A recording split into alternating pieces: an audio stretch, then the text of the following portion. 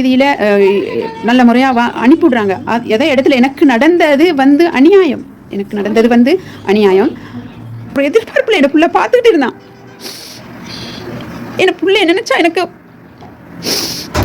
சரி 2 வருஷம் நாங்கள் எல்லாத்தையும் சகிச்சுக்கிட்டு எங்களோட சொந்த பந்தம் எல்லாத்தையும் இழந்து நாங்கள் இங்கே இவங்களோட கட்டுப்பாட்டுக்குள்ளே நாங்கள் ஒரு 4 செவத்துக்குள்ளே நாங்கள் எந்த சந்தோஷம் இல்லாமல் நாங்கள் அடையப்பட்டிக்கிறோம். 2 வருஷம் முடிஞ்சால் எங்களுக்கு அந்த சுதந்திரம் எங்களோட பிள்ளைக்குட்டியோட போய் சேர்ந்து நாங்கள் நாட்டில் போய் சேர்ந்து எங்களுக்கு எங்களோட குடும்பத்தோடு சேர்ந்து ஒரு சம்பளம் சொத்தை தின்றதுக்கு கூட இந்த சட்டம்.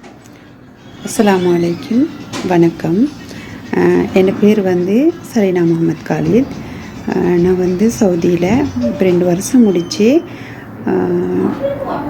நான் வந்தது ஸ்ரீலங்கா குருநேகல் குவைட்லங்கா ஏஜென்சி அதில் தான் அவங்க இன்னொரு மெயின் ஏஜென்சி மூலமாக என்னை அனுப்பியிருக்காங்க. நான் வந்தது ஆர்ஆரில் ஒரு இடத்துல வீட்டுக்கு தான் வந்தேன்.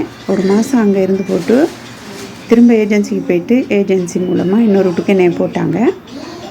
நான் அந்த வீட்டில் 2 வருஷம் கம்ப்ளீட் வேலை செஞ்சிட்டேன். இப்போ எனக்கு காலில் பிரச்சனை ஆயினோடனே நான் என்னை டாக்டர்கிட்ட கூட்டிகிட்டு போகலை. என்னென்னா இக்காம செய்யலை. அப்போ நான் இந்த இக்காம பிரச்சனையாக நான் எம்பசியில் பல தடவை நான் இந்த எனக்கு இக்காம செய்யலை இந்த மாதிரின்ட்டு நான் பல ஒரு 4-5 எம்பசியில் உள்ள சேர்மார்கிட்ட நான் மெசேஜ் போட்டு சொன்னேன்.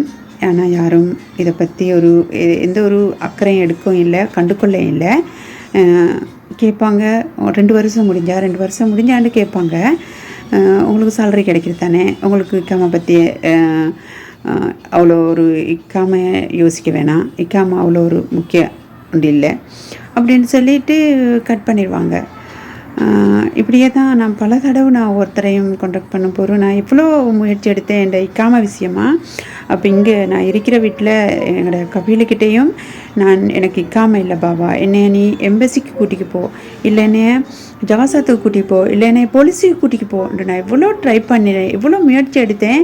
பாஸ்போர்ட் எடுத்து வச்சுக்கிட்டு ஒன்றுமே செய்யலை. பாஸ்போர்ட் கூட எனக்கு தெரியறதுக்கு அவங்களோட ரூமில் இருந்தது.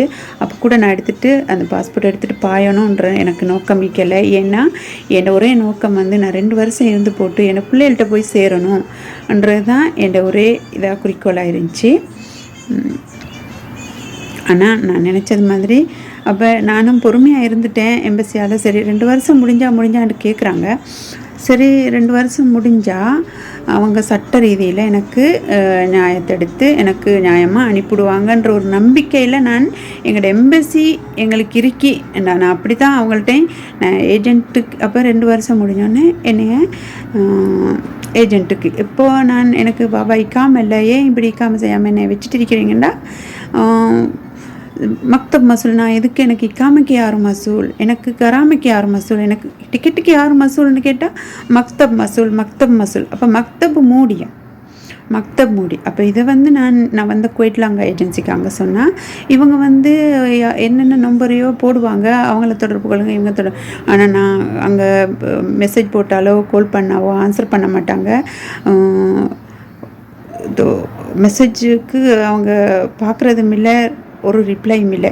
இப்படி தான் நான் பல தடவை முயற்சி எடுத்தேன். எனக்கு அந்த வேலை நடக்கலை. இருந்தாலும் நான் பிள்ளைங்களை விட்டுட்டு வந்திருக்கேன். என் ஹஸ்பண்ட் மவுத்து, மாமி வயசு, ஒரு மகனுக்கு 10 வயசு. அவரை நான் இப்போ இந்த ஜனவரிக்கு எங்கள் சரி ஸ்கூலுக்கு சேர்க்கணும் ன்றதுக்காகத்தான் நான் இப்போ போகிறேன். 2 வருஷம் முடிஞ்சு நான் போகணும்ன்ற முடிவெடுத்து நான் பிள்ளைகள்கிட்ட போய் சேரணும். என்னோடய பிள்ளைகள் வாப்பாவும் இல்லாமல் இருக்கி நான் இங்கே எல்லாம் பாஞ்சி வெளியில் போயிட்டா எனக்கு என்னோடய பிள்ளைகளை பற்றி மட்டும்தான் நான் யோசித்தேன். என்னோடய பிள்ளைகளுக்காகத்தான் நான் வாழ்கிற வாழ்க்கையே. அப்போ அப்படி இருக்கும்போது எனக்கு நியாயம் கிடைக்கல. அப்போ நான் எனக்கு டிக்கெட் தாங்கன்னு சொல்லும்போது இவங்க என்னை ஏஜென்சிக்கு பாரம் கொடுக்க போகிறாங்க. ஏஜென்சிக்கு போக சொன்னால் நான் சொன்னேன் நான் ஏஜென்சி போக மாட்டேன், நான் இனிமேல் ஏஜென்சிக்கு போக மாட்டேன், என்னை நீங்கள் தான் அனுப்பணும். நான் 2 வருஷம் வேலை செஞ்சுருக்கேன், எனக்கு நீங்கள் எல்லாம் செஞ்சு அனுப்பணுன்ட்டு நான் ஒரே முடிவானுன்ட்டேன். அப்போ நைட்டில் கால் எனக்கு மேடம் சொன்னால் 9 மணிக்கு மக்தபால் வரேன். நான் சரி நான் போக மாட்டேன். அப்போ நான் உடனே எம்பசிக்கு கால் எடுத்தேன்.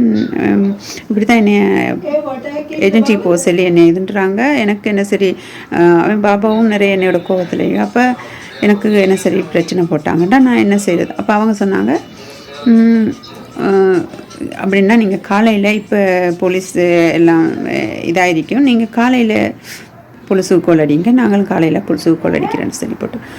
அப்போ மேடத்திட்ட நான் சொன்னேன், இங்கேயே நான் செத்தாலும் நான் ஏஜென்ட்டுக்கு போக மாட்டேன். என்னை இன்னொரு வீட்டுக்கு விற்றுட்டு காசு எடுப்பாங்க. இன்னொரு வீட்டுக்கு விற்று போட்டு என்னை கொடுத்துட்டு எனக்கு இன்னும் 2 வருஷம் இக்காமல் இல்லாமல் என்னை கொண்டு போய் இருக்க வச்சுட்டு எனக்கு வைஃபையும் இல்லாமல் எங்கே சரி கொண்டு போய் அடைச்சி போட்டு என்னை வேலை செய்ச்சேன்னா நான் என்ன செய்கிறது, நான் போகவே மாட்டேன்ட்டேன். ஏண்டா எனக்கு நியாயம் இருக்கு. நான் 2 வருஷம் வேலை செஞ்சுருக்கேன். நான் எதுக்கு திரும்ப போகணும்? ஏஜென்சிக்கு நான் எதுக்கு போகணும்? அப்போ அடுத்த நாள் அப்போ பேசாமல் இருந்துட்டாங்க. அடுத்த நாள் அசருக்கு புறப்படு ஏஜென்சியால் வராங்க. ஏஜென்சி வர கூட்டிகிட்டு நான் சொன்னேன், ஏஜென்சி இவ்வளோ நாளும் மூடின்னு வச்சுட்டு இருந்தேன். ஏஜென்சி க்ளோஸ் பண்ணின்னு சொல்லிட்டாங்க. அப்போ ஸ்ரீலங்கா அந்த போயிட்டலாங்க ஏஜென்சிக்கு அவங்களுக்கு சொன்னால் அங்கே பிளக் சீல் வச்சிருக்கான் அப்படின்னு சொல்லினாங்க. அப்போ அவங்களும் சொன்னாங்க பல தடவை நீங்கள் பாஞ்சு போங்கன்னு சொல்லி. ஆனால் பாஞ்சா என்ன சட்டவிரோதம். நாங்கள் நேர்மையான முறையில் எங்களை நாங்கள் வந்தோமே, இந்த நாட்டுக்கு வந்தோமே, உழைச்சோமே, போவோமேன்னு சொல்லி நாங்கள் பாஞ்சிடக்கூடாது, பிரச்சனைகளுக்கு முகம் கொடுக்கக்கூடாதுன்னு சொல்லி நாங்கள் நேர்மையாக இருந்தாலும் எங்களுக்கு நியாயம்ன்றது இல்லை. எங்களுக்கு நியாயம்ன்றது இல்லை. பாஞ்சாலும் பிரச்சனை, பாயாமல் நேர்மையாக இருந்து வேலை செஞ்சாலும் அதுக்கு நீதி கிடைக்காது. இந்த இதை போய் யாருக்கிட்ட நாங்கள் சொல்கிறது? நாங்கள் இந்த அநியாயத்தை போய் நாங்கள் யாருக்கிட்ட சொல்கிறது, யாருக்கிட்ட கேட்குறோம்? ஆனால் எனக்கு நடந்த அநீதிக்கு என்னை அனுப்பின போயிட்டலாங்க ஏஜென்சி, இன்னொரு ஏஜென்சியை பிடிச்சி அனுப்பியிருக்காங்க. அந்த ஏஜென்சி எனக்கு முற்றுமுழுதாக எனக்கு அதுக்குரிய நியாயம் வேணும்.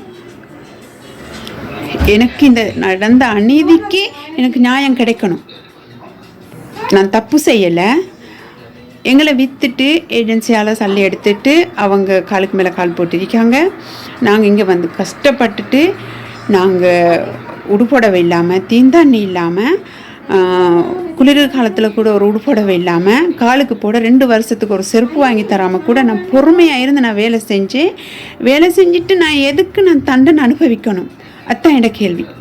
நான் அப்போ சரிண்டா. அப்போ அவங்க அசருக்கு புறப்பட நான் ஏலாண்டுட்டேன். அப்பா சொன்னாங்க, நாங்கள் கூட்டிகிட்டு போக மாட்டோம், நீ போய்க்கோ அப்படின்னு. மேடம் சொன்னால், பாபா கூட்டிகிட்டு போகிறோம் இல்லையா, எனக்கும் காலேஜுக்கும் கூட்டிகிட்டு போக வேணாண்டிகிரி, நீ வேணுண்டா போயிட்டு கொள்ளலான்னாங்க. நான் சொன்னேன், அப்படின்டா ஏண்ட கூட பிறந்த நானோட மகன் இருக்காரு, அது அவங்களுக்கு நேரத்தோட ஏற்கனவே தெரியும். நானோட மகனை வர சொல்கிறேன், நீ பேசி அவங்களோட கையில் பாஸ்போர்ட்டை கொடு, நான் டைரெக்டாக நான் எம்பசிக்கு போயிட்டு கொள்கிறேன். அப்போ நானோட மகனோட அவங்க பேசினார். அந்த ரெக்கார்டெல்லாம் எடுத்து வச்சிருக்கி அவங்களோட அடுத்த நாள் காலையில் மேடம் நானோட மகன் வந்த பிறகு தான் பாஸ்போர்ட்டை தந்தது. அவரோட மூத்த மகன் தான் நானோட மகன்கிட்ட கொண்டு போய் பாஸ்போர்ட்டை கொடுத்து என்னோடய பேக்கெல்லாம் கொண்டு போய் காரில் போட்டு மேடம் சொன்னால், நீ போய் பாரு, உனக்கு நாட்டுக்கு போக உனக்கு பிரச்சனைன்னு சொன்னால் நீ திரும்பி வான்னு சொல்லி அந்த நம்பிக்கையில் நான் போனேன். அங்கே போயிட்டு எம்பசிக்கு தான் டைரெக்டாக போனேன். நான் எங்கேயும் போகலை, நான் பாயலை.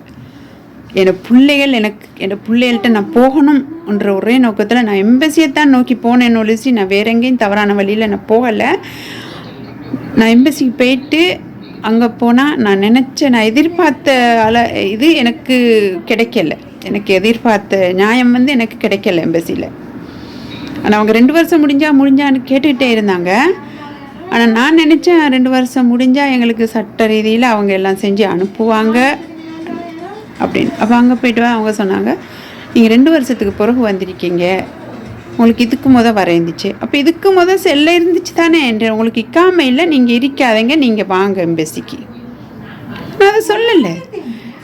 மெசேஜ் போட்டால் கண்டுக்க மாட்டாங்க. எவ்வளோ வருத்தங்கள்னு சொல்லி போட்டோ எடுத்து அனுப்பினா கண்டுக்க மாட்டாங்க. ஏன் இப்படி? நாங்கள் யாரை நம்பி இந்த நாட்டுக்கு வரோம்? அனுப்புகிற ஏஜென்சிக்காரனை நம்பி வரோம். இங்கே உள்ளவங்க எங்களை மாதிரி மனுஷர்னு சொல்லி நாங்கள் நம்பி வரோம்.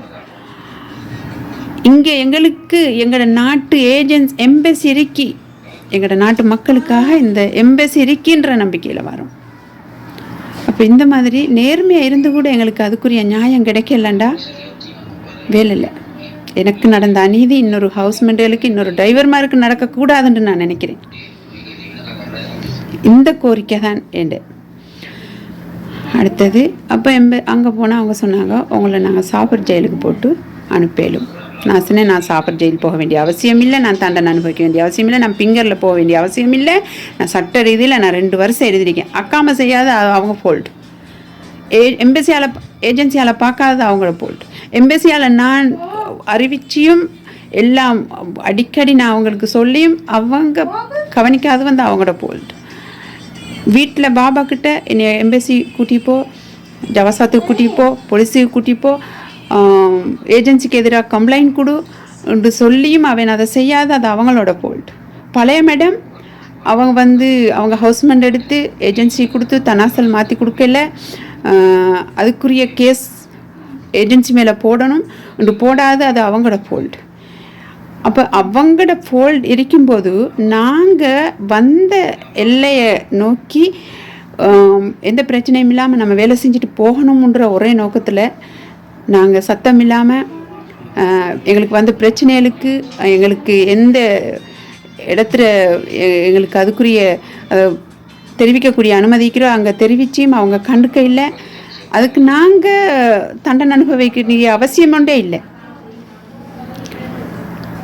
இதுக்கு எனக்கு தண்டனை தரேன். நான் சாஃபர் ஜெயிலிருந்து பிங்கர் போயிட்டு மாதக்கணக்கு நான் 2 வருஷம் முடிஞ்சு ஒவ்வொரு ஹவுஸ்மெண்ட்டுக்கும் 2 வருஷம் முடிஞ்சால் சந்தோஷமாக ஹதியாக்கள் வாங்கி கொடுத்து அதுக்குரிய போனஸ் காசி கொடுத்து சட்ட ரீதியில் நல்ல முறையாக அனுப்பிவிடுறாங்க. எதை இடத்துல எனக்கு நடந்தது வந்து அநியாயம், எனக்கு நடந்தது வந்து அநியாயம். நான் அப்படி போக வேண்டிய என் பிள்ளைகள்ட்ட என் மகன் அம்மா வாங்க வாப்பாவும் இல்லாமல் பிள்ளைய தவிச்சிட்டு கஷ்டத்துக்காக அதுகளுக்காகத்தான் நாங்கள் இங்கே வந்திருக்கோம்.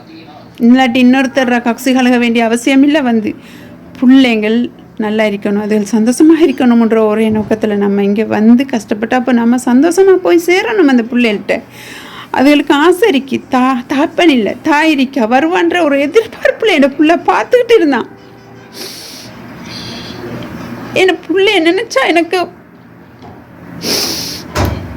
சரி. 2 வருஷம் நாங்கள் எல்லாத்தையும் சகிச்சுக்கிட்டு எங்களோட சொந்த பந்தம் எல்லாத்தையும் இழந்து நாங்கள் இங்கே இவங்களோட கட்டுப்பாட்டுக்குள்ளே நாங்கள் ஒரு 4 செவத்துக்குள்ளே நாங்கள் எந்த சந்தோஷம் இல்லாமல் நாங்கள் அடைபட்டிக்கிறோம். 2 வருஷம் முடிஞ்சால் எங்களுக்கு அந்த சுதந்திரம் எங்களோட பிள்ளைக்குட்டியோட போய் சேர்ந்து நாங்கள் நாட்டில் போய் சேர்ந்து எங்களுக்கு எங்களோட கூட்டம் குடும்பத்தோடு சேர்ந்து ஒரு சம்பளம் சொத்தை தின்றதுக்கு கூட இந்த சட்ட